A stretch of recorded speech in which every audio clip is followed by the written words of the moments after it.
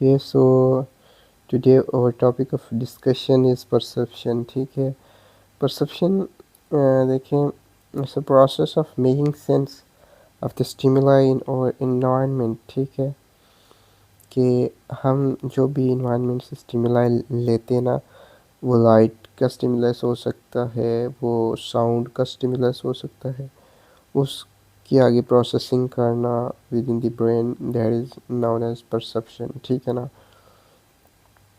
उसको एनालाइज करना, यानी हम कोई चीज़ देखते हैं, हमारी आंखों में लाइट पड़ती है ना, तो रिफ्लेक्ट होके किसी भी, ये जैसे कि हम पढ़ रहे हैं अभी परसेप्शन लिखा हुआ है, ठीक है, रिफ्लेक्ट होके लाइट पड़ रही है रेटिना के ऊपर और इसको हम परसीव कर रहे हैं, हमारे माइंड में एक इमेज बन रहा है, हम देख रहे हैं कि भाई ये चीज़ लिखी हुई है. ठीक है, अब देखें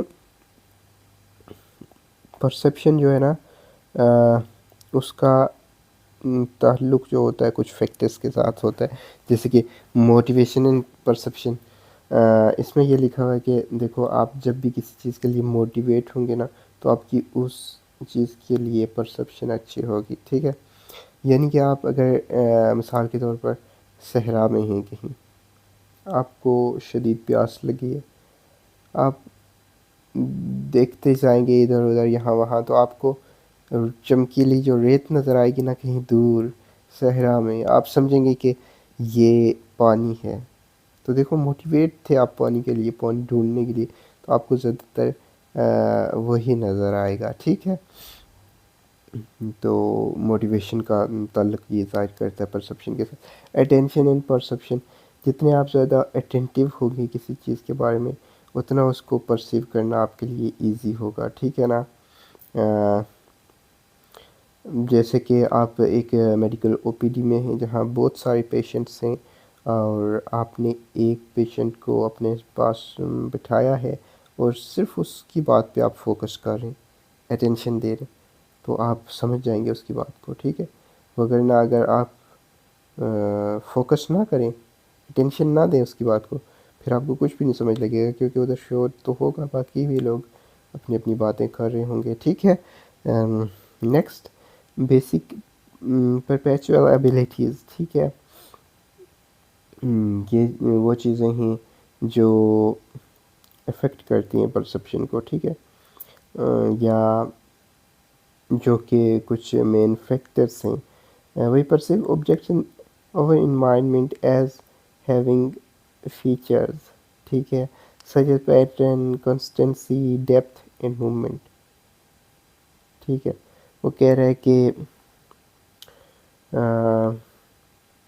जो है ना, हमारे इन्वायरमेंट में जो चीज़ें हैं, उनको हम पैटर्न की बेस पे, उनकी कंसिस्टेंसी की बेस पे और डेप्थ की बेस पे हम और मूवमेंट की बेस पे हम उनको क्या करते हैं, परसीव करते हैं.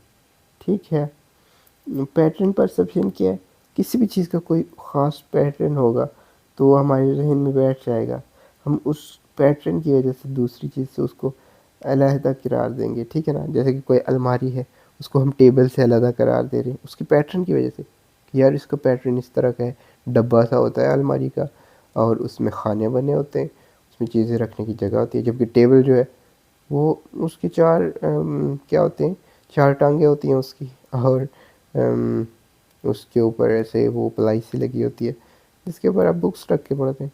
तो ये पैटर्न की वजह से हमने परसीव कर लिया, इनको डिफरेंट कर लिया. ठीक है, डिफ्रेंशिएट कर लिया. नेक्स्ट, परसेप्चुअल कॉन्स्टेंसीज हैं. ठीक है, once you have identified an object you continue to recognize it even if it changes its location. हाँ, वो कह रहा है कि परसेप्चुअल कॉन्सिस्टेंसी ये है कि आपने परसीव एक चीज़ को एक बार कर लिया है आपने, तो उसके बाद वो अपनी जगह चेंज कर ले कुछ भी, मतलब एक चेयर इधर पड़ी हुई है, आपने उसको परसीव किया हुआ कि ये चेयर है भाई, ये मेरी चेयर है, मैं इस पर बैठ के पढ़ता हूँ, वो इधर से वो कल दूसरे रूम में पड़ी हो, फिर भी आप परसीव कर लेंगे कि आप ही की चेयर है. This is called perceptual consistency. ठीक है,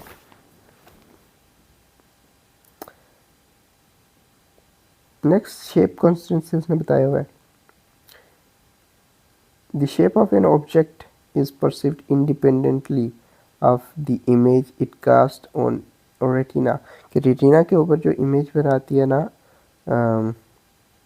कोई भी चीज़, वो इमेज को हम परसीव अलग तरीके से करेंगे और उसकी शेप को इंडिपेंडेंटली करेंगे उसके इमेज से, ठीक है ना। इमेज हो गया, इमेज का हमें पता है, ठीक है, लेकिन शेप उसकी अलग होगी। ये चीज़ शेप कंसिस्टेंसी को जाहिर करती है, ठीक है। नेक्स्ट साइज़ कंसिस्टेंसी, कि कोई भी चीज़ है उसकी साइज़ हम परसीव करेंगे, हम उसको जज करेंगे कि इसका साइज़ कितना है, ठीक है ना। जब चीज़ें हमसे दूर होती जाती हैं, डिस्टेंस बढ़ता जाता है, तो देखें साइज़ कम होता जाता है उन चीज़ों का। जितनी चीज़ दूर है उतना उसका साइज़ कम होगा। लेकिन अगर आपने परसीव की हुई ये चीज़, तो आपको पता है कि ये चीज़ कितनी एक है एक्चुअल में, लेकिन ये डिस्टेंस की वजह से हमें बड़ी या छोटी नज़र आ सकती है, ठीक है। जैसे कि एक जहाज़ है, आपके करीब खड़ा है एयरपोर्ट पे, रनवे पे, ठीक है, तो काफ़ी बड़ा है वो, ठीक है। लेकिन जब वो उड़ना शुरू हो गया, आपसे दूर चला गया, तो वो छोटा हो जाएगा। एक्चुअल में छोटा नहीं होगा, लेकिन आपकी जो परसीविंग है उसमें आपको पता लग जाएगा कि इसका डिस्टेंस बढ़ता जा रहा है, ये दूर होता जा रहा है हमसे, ठीक है। तो ये डिस्टेंस को मेजर करते हैं। अब देखें, ये इंपॉर्टेंट है कि डेप्थ परसेप्शन, इसको समझना ज़रूरी है। देखिए, हम जो भी चीज़ें पहले परसीव कर रहे थे वो हम 2 डायमेंशनली परसीव कर रहे थे, ठीक है। जैसे लंबाई और चौड़ाई हम देख रहे थे, क्योंकि हमारी रेटिना के ऊपर 2 तरह से इमेज बन सकता है, ठीक है ना, 2 डायमेंशनली। 3 डायमेंशनल तो नहीं बन सकता ना, लेकिन हम परसीव जो करते हैं वो 3 डायमेंशनल कर सकते हैं। क्यों? क्योंकि हमारी रेटिना के साथ जो नर्वस सिस्टम इन्वॉल्व है वो है ब्रेन का, और brain is highly powerful to recognise and perceive and to sense anything in any dimension. So हम परसीव रेटिना पे बेशक 2 डायमेंशनल इमेज बने, लेकिन हम उसकी डेप्थ भी मालूम कर लेते हैं, समझ लेते हैं, अंदाज़ा लगा लेते हैं हम कि हमारा ब्रेन अंदाज़ा लगा लेता है कि इसकी डेप्थ क्या है, ठीक है। तो डेप्थ परसेप्शन जो है, हाँ मैं बता दूं कि लंबाई और चौड़ाई ये हो गई 2 डायमेंशन, और अगर मोटाई की भी बात कर दी जाए, थिकनेस, दैट इज़ 3 डायमेंशन, ठीक है ना। तो ये तीसरी डायमेंशन भी इन्वॉल्व हो जाती है, और इन डायमेंशंस को मेजर करने के क्यूज़ जो दिए गए हैं, ठीक है, वो बाइनोक्यूलर क्यूज़ और मोनोक्यूलर क्यूज़ शामिल हैं इनमें, ठीक है। देखिए, बाइनोक्यूलर क्यूज़ का मतलब है कि दोनों आइज़ को यूज़ करते हुए, एकोमोडेशन उनकी को यूज़ करते हुए किसी चीज़ को परसीव कर रहे हैं ना हम, उसकी डेप्थ को मालूम कर रहे हैं, तो वो बाइनोक्यूलर क्यूज़ हैं। और अगर इसी चीज़ को, किसी चीज़ की डेप्थ को यानी मालूम कर रहे हैं और 3 डायमेंशनली किसी चीज़ को एनालाइज कर रहे हैं, देख रहे हैं, समझ रहे हैं, परसीव कर रहे हैं, तो अगर 1 आई इन्वॉल्व है और 1 आई की एकोमोडेशन यूज़ हो रही है, तो दैट इज़ मोनोक्यूलर क्यूज़। और अगर दोनों आइज़ यूज़ हो रही हैं, तो मीन्स के बाइनोक्यूलर क्यूज़, ठीक है।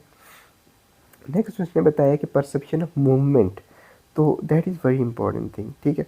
परसेप्शन ऑफ मूवमेंट बड़ी ज़रूरी है समझना। देखें, हम जब भी ट्रैफिक साइंस, लाइट वगैरह होती है ना, या कोई भी आप किसी बड़े मॉल के बाहर जाएं, तो आपको उसका नाम लिखा हुआ नज़र आता है, जैसे अल जन्नत मॉल, या कुछ भी कह सकते, कोयटा कैफ़े, या एनीथिंग लाइक दैट।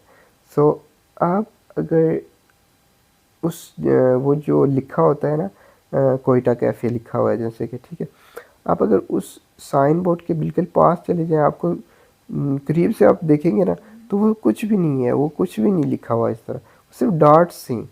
वो डॉट्स आपको नज़र आएंगे, सिर्फ एक एक एक एक एक एक एक इस तरह की बहुत सारी लाइटें जल रही होती हैं, ठीक है, और उनका काफ़ी दरमियान में डिस्टेंस भी होता है। लेकिन हम जब दूर से देखते हैं ना, तो लाइट स्प्रेड हो रही होती है, ठीक है, लाइट स्प्रेड हो रही है, तो we are perceiving it as moving light, ठीक है ना। लाइट मूव हो रही है, तो लाइट मूव हो रही है, तो वो सारे पॉइंट्स एक दूसरे से टकरा रहे हैं, एक दूसरे से टकरा रहे हैं, तो उसके बाद हम उनको परसीव कैसे कर रहे हैं कि ये डॉट्स आपस में मिले हुए हैं, और मिले हुए हों तो मिलके एक पूरा मुकम्मल उन्होंने क्या बनाया हुआ है, लफ्ज़ बनाया हुआ है, एक वर्ड बनाया हुआ है, ठीक है। तो ये परसेप्शन ऑफ मूवमेंट होती है, ठीक है, कि कोई चीज़ हम उसकी मूवमेंट को जज करें। अब देखिए परसेप्शन ऑफ मूवमेंट जो है वो सारी जो फिल्म इंडस्ट्री है, मूवी इंडस्ट्री, ड्रामा इंडस्ट्री, जो भी टेलीविज़न वगैरह पे जो स्क्रीन पे हम चीज़ें देखते हैं वो इसी के ऊपर बेस करती है, ठीक है। इसमें देखो जो इमेजेस होती है ना, बहुत सारी इमेजेस को इकट्ठी जोड़ के उनको टाइम के ऊपर स्प्रेड करके अगर हम चलाएं ना तो हमें मूव करती हुई दिखाई देती हैं, ठीक है। यानी कि मिसाल के तौर पर मैं आपको कहता हूँ, आपने बिल्ली का स्केच बनाया हुआ है, आपने 20 स्केच बनाए हुए हैं बिल्ली के, ठीक है ना, आप उनको एक ख़ास डिस्टेंस पे, एक ख़ास टाइम पे स्प्रेड करें, मतलब within nanoseconds uh within not nanoseconds but seconds में भी आप उनको ऐसे एक जगह से दूसरी, दूसरी से तीसरी जगह पर रख के अगर आप उनको देखेंगे ना ऐसे, तो आपको वो बिल्ली मूव करती हुई नज़र आएगी। On your book, on your diary और anywhere you put it out, okay. So this is perception of movement. ये बड़ा इंटरेस्टिंग चीज़ थी, ठीक है। I hope you understand. Next illusion है। इल्यूजन मीन्स के अगर कोई स्टिमुलस मौजूद है, आप उसको मिस परसीव कर रहे हैं, परसीविंग ठीक नहीं हो रही। जैसे कि एक आपके सामने एक स्टैंड है, कौन सा स्टैंड, ये रिंग लाइट स्टैंड नहीं होता जिस पर रख के आप मोबाइल लगा के तो मूवी बनाते हैं या वीडियो बनाते हैं। अंधेरा सा है, थोड़ा सा डार्क लाइट है, इतनी मतलब अच्छी रोशनी नहीं है, तो आप उसको मिस परसीव करेंगे कि ये मेरा कोई दोस्त खड़ा है रूम में, हालांकि वो रूम में दोस्त नहीं था आपका, वो एक स्टैंड है, ठीक है। तो ये हो गया इल्यूजन, स्टिमुलस होने की वजह से आपने मिस परसीव किया। जबकि हेलुसिनेशन ये है कि स्टिमुलस है ही नहीं, फिर भी आप समझ रहे हैं कि कोई चीज़ मौजूद है। जैसे कि रूम में कुछ भी ना हो और आप समझ रहे हो कि कोई बंदा खड़ा है मेरे सामने, there is no one, but आप समझ रहे हैं कि कोई है।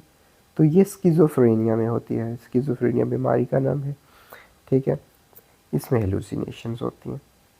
एक्चुअली स्किज़ोफ्रेनिया के अंदर की डिजीज़ में हमारे जो डोपामीन वगैरह और ये जो चीज़ें सर्किट्स डिस्टर्ब हुए होते हैं, ठीक है। और I think not only think but it's confirm that dopamine का जो लेवल है बहुत इंक्रीज़ हुआ होता है, साइकोसिस हुई होती है, ठीक है ना। ये पार्किंसन का उल्ट होती है स्किज़ोफ्रेनिया, ठीक है। पार्किंसंस में डोपामिन कम हो जाती है जबकि स्किज़ोफ्रेनिया में ज़्यादा हो जाती है।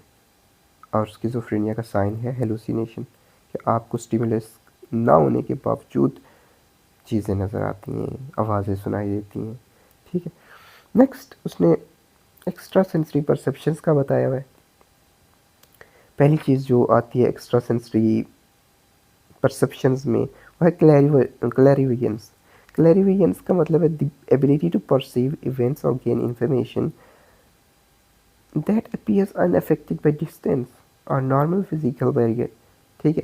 मिसाल के तौर पर आपको जैसे इधर से मतलब इस रूम में बैठे हुए जो कुछ हो रहा है इस रूम में वो जैसे आप परसीव कर सकते हैं, ऐसे ही आप वो 10 किलोमीटर दूर के किसी जगह पे हो रहे इवेंट को भी परसीव करें, दैट इज़ नोन एज क्लैरिविजन्स, ठीक है।